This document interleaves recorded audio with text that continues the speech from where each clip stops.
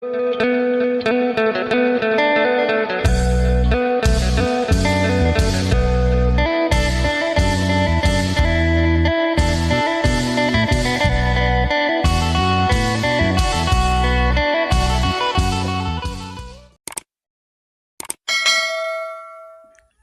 สบายดีและสวัสดีพ่อแม่พี่น้อง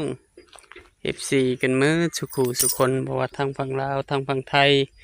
หรือต่างประเทศยินดีต้อนรับเข้าสู่ช่องบ่าวจะมาอีกแล้วเบิ่งแม่เฒ่าเพิ่นเฮ็ดหยังพอเฒ่าคือสิฮอดแต่ตอนเที่ยงบ่แล้วเนาะอ๋อ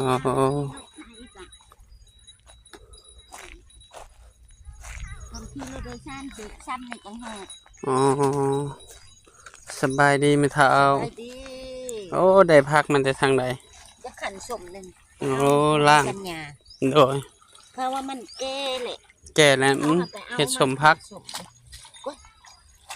มักเกลือไว้มือเอ็นสาวจะขันอ๋อมักเกลือไว้ก่อนมักเกลือไว้โดยได้ยังกินแรงไหมเท่าได้ปลาไม่เท่าให้วานชมโตเดี๋ยวปลาโคเดี๋ยวปลาคอฮะยังตัวนึงกินตัวนึงแหละยังตัวนึงโดยกินผู้เดียวกับบ่แซ่บแล้วกินกับหลานนะกินกับสาวน้อยบ่กินผู้เดียวเลยเว้นเนี่ยก็เข้าอีป่ามากินค่ะเบิ่งแมลงไม่เท่าแล้วก็อยู่นี่บ่จะว่าบริเมืองแมลงนอนเผาถ่านเราจะนอนที่ไหนเบะเขาดิโมเบะเขาสาวๆบ่ใส่เกลือใส่แป้งนัวบ่แช่ไว้บ่ไม่เท่าแล้วก็หมักเกลือไว้แล้วก็มันอ่อนมือเช้ายุบเป็นยังแล้วเอากับอื่นกับขันโดยค่ะเบิ่งเด้อสาวแก้วเอาเพิ่นว่าทิศละมานี่ได้ปลาดุกพันละมาน่ะสาวแก้วบ่สาวแก้วแล้วก็ค่อยมายากกับร้านค่อยแล้วค่อยบ่ได้ซื้อข้าวมาให้เจ้าแล้วเพิ่นซื้อมาให้เพิ่นนำปลาดุกมาให้ปลาดุกมาให้นั่นก็ทางใหญ่โตบักใหญ่นี่ปลาดุกพันเราซื้อเราเลี้ยงเนาะแม่นน่ะแล้วหมักปลูกหมักเห็ดได้น้าสาวหมักเกลือไว้ในมืออื่นก็อ่อนอร่อยแล้วก็คั่นแล้วก็อ่อนแล้วก็กิน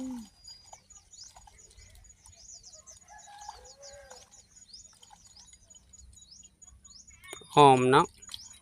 เอาไปนี่ปลาดุกบ่เฮาแม่เฮาปลูกปักละลายเฮาก็เอามาอยู่ปลูกอยู่ซิโนเฮาก็เก็บมาปลูกพอได้บ่ได้ซื้อเพิ่นปลูกอยู่เฮือนเฮาบ่ได้หัวมันบ่ดีงัวหลายงัวลายมันนี่ก็ลายแต่งัวไล่ไป2เทื่อแหละ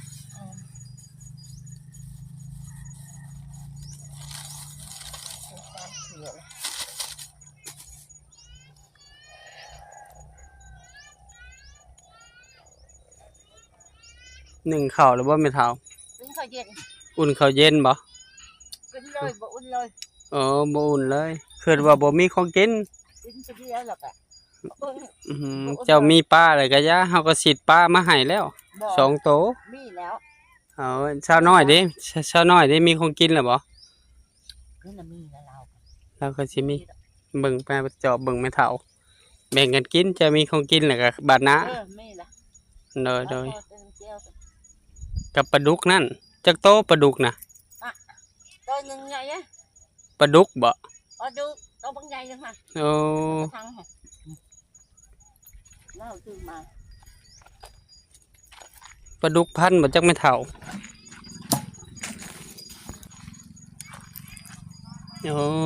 นี่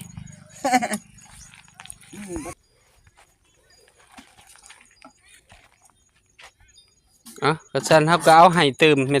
ท่าเว้ยเอาค้างไว้ตัวนะเดี๋ยวเอาฉีดเบ็ดให้แบ่งกันกินเอาไปเอาปิ้งจะ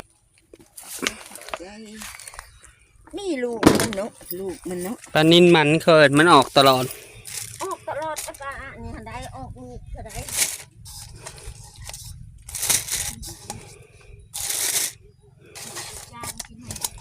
ปิ้งกินก็ได้แซ่บเลยมันบ่มันอิ่มไม่เท่า มันตั้งอิ่มกินอิ่มปิ้งดังไพ่ปิ้งกินก็ได้มันครับ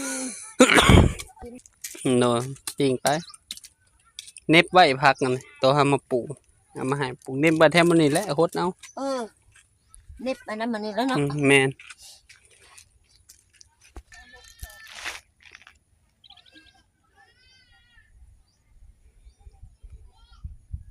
หาก็ได้6 สอบบ่มาเท่าอ๋อ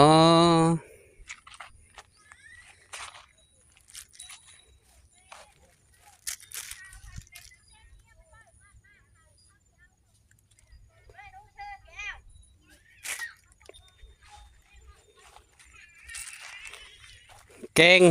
งใส่ปลาก็ได้ไม่เท่าคันหมักส่วนน้ำกับแกงใส่พักนั่นแหละ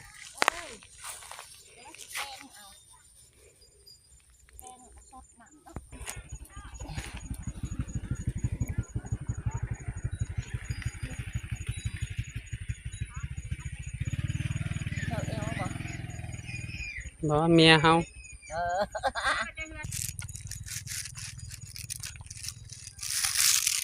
โอ้ยแกงใส่ปลานิ่นกับแซ่บไม่เท่าผักกาดนะโดยฉีดนี่ก็ได้เห็นบ่ตอนแรงๆฉีดได้ปลานะนั่งในตู้ไปแหละลงไปตะผักครับขี่กระเดือนไปฉีดมาเห็ดแห้งไว้เมื่อได้มันกินผ่าเครื่องแล้วตำหัวชิงไข่ตำกระเทียมตำหมักเพชรแล้วก็ตากแดดไว้ต้องมีผ่าแยงนะเอาผ่าแยงมายิบมาให้แมงวันเขา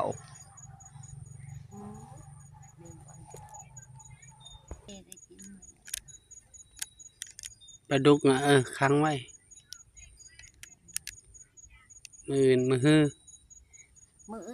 ขึ้นมาเพิ่นว่าสิงมหอยโอ้ยบ่งมก็ได้ดอกมาจักเล่าสิได้งมจักโหลดแล้วพื้นไม่เท่านะก็ได้2 หลุดนั่นแหละหันลายเนาะ2 โหลดเนาะเฮาตัดเองเนาะใส่เต็ม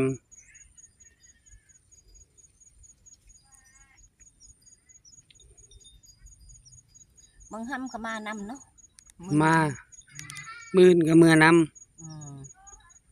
เพิ่นอยากมาเนาะแม่น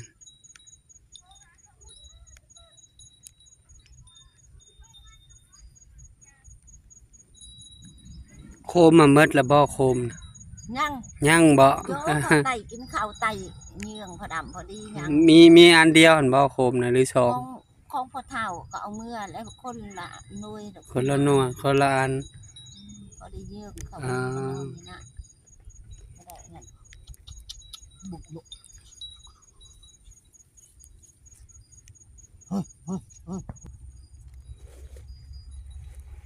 บรรยากาศยามแรงๆหมู่บ้านเตาถ่านโอ้พักแม่เฮาปลูกเฮาก็เก็บมาอยู่มีเอาขั้นสม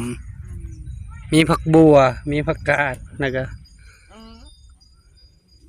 พอได้กินอยู่แม่เฮาปลูกอยู่พุ่นปลูกลาวปลูกเนาะ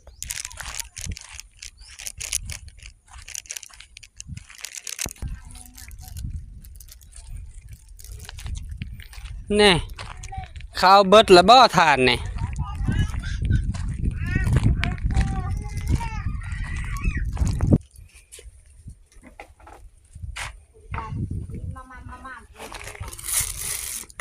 นี่มีกระซ้ำบ่เจ้ามีกระซ้ำบ่พวกแม่เฒ่ากินทอดไข่บ่แบ่งเอาเด้อแบ่งกันเองเด้อพอได้ป่นได้ปิ้งกินข้าวกับไข่ผักหลากินข้าวกับไข่ขวดแล้วบ่ไม่เท่ากะขวดเลยอันเพื่อนก็ได้เฉลย4 ชอบ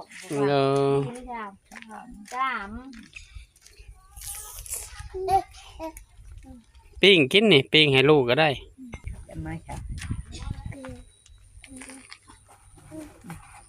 ปิ้งกินเอือบปลาบ่ต้องใส่ขี้ปาดข้างมันแล้วเอือบเกลือลายๆแล้วก็ปิ้งเด้อกินปลาก็แบ่งให้เมียไปเท่าคูณแน่2 โต แบ่งกันกินอยากป่นก็ป่นก็ได้ต้มน้ำปลาแดกป่น มีเด็ดต่อ ฉีดเบ็ดเอาครึ่งโล เออ ก็เลยแบ่งให้ท่านเจ้ายันเจ้าบ่มีของกินไม่เท่าว่าเราได้ปลาดุกขึ้นฮอดพอเท่าว่าป้าไว้ก่อนถ้าพอเท่าคูณมาจึงป่นเพิ่นว่าก็เลยเอาปลาให้2โตปลานิลใหญ่ให้รุ่นเดียวกันนี่แหละ เออ พอได้ปิ้งต้มป่นก็ได้เด้อแซ่บคือกันไม่เท่าเอ้ย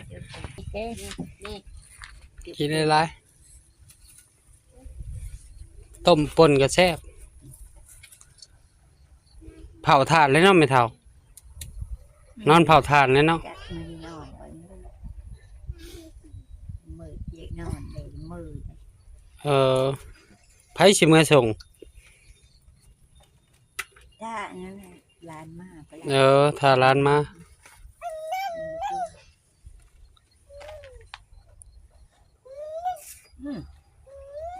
ลูกกินดีแม่จะกินเนาะ ปิ้งปลาเจ้ากับป่นปลากินก็ได้ นั่น นอนนำกันแล้วมื้อแรงเนาะก็ไม่เท่าเนาะเพิ่นนอนผู้เดียวเด้ ไม่กินจะมีมือมาตกมือไปนอนอีก อิ่มแล้วบ่ไม่เท่าอิ่มแล้วเมื่อยบ่เนี่ยเป็นอะไร ไม่มือ ไม่เมื่อยคือว่าอยากนอน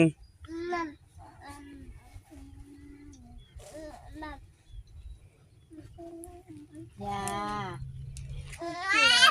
ให้แม่เท่าเพิ่นพักผ่อนกินข้าวสบายดีน้องสา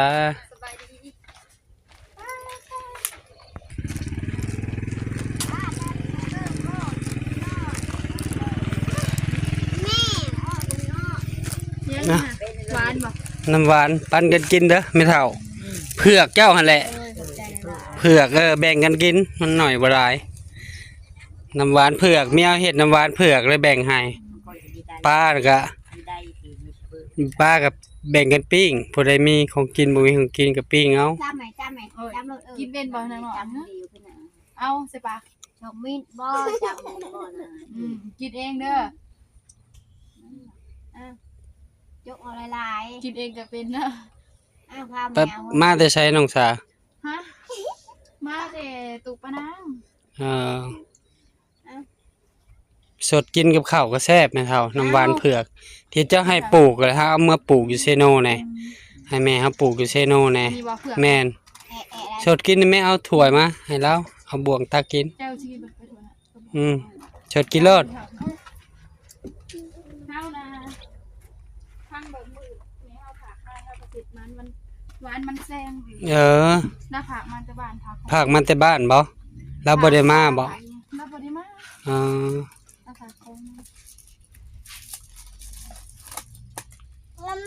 มัมมัมมัมมัม เป็นบ่ฮะ มัมคือเรามาแต่ยาม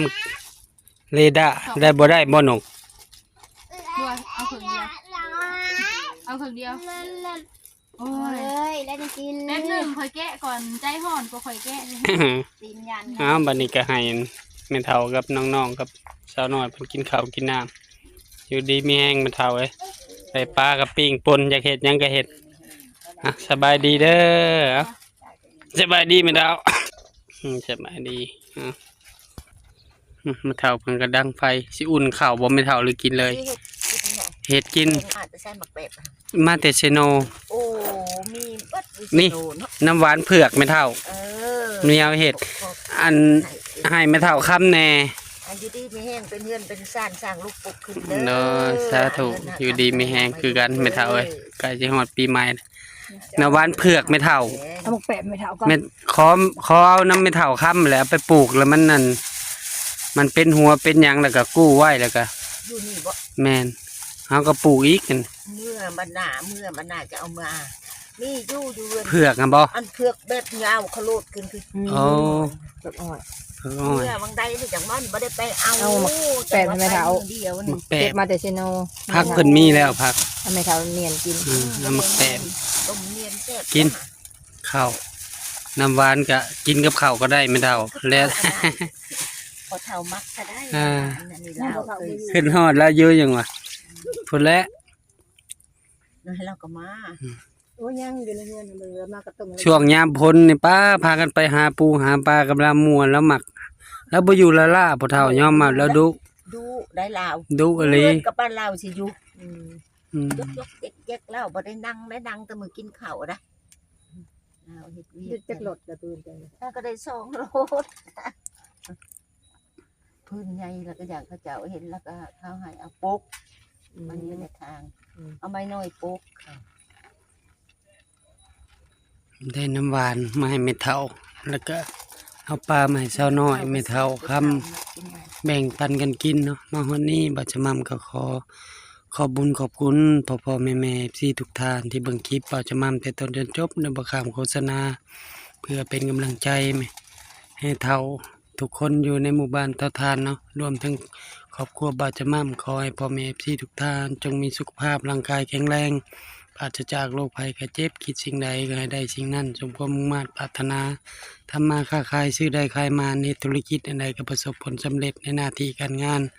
ไปใส่มาใส่ก็แค้วขาดปลอดภัยเด้อฝากพ่อแม่เป็นกำลังใจ ให้ครอบครัวบาจามั่มกดติดตามบาจามั่มกดไลค์กดแชร์อย่าลืมกดกระดิ่ง เพื่อบ่พลาดคลิปใหม่ๆของบาจามั่มก็สิขอโตวลาพ่อแม่พี่น้องไปก่อนเจอกันคลิปหน้าสบายดีเด้อแม่เฒ่าอะมีอาหารกินแรงแน่เนาะเฮาก็มาเจาะเบิ่งหมดทุกคนแล้วพากันมีหยังกินเด้วะ แกงป้านั่นแหละ ก็เลยนั่งซิดเบ็ดได้ปลาหน่อยหนึงแบ่งให้แน่โดย มันออกลูกเลยได้ป้า เฮ็ดได้สิ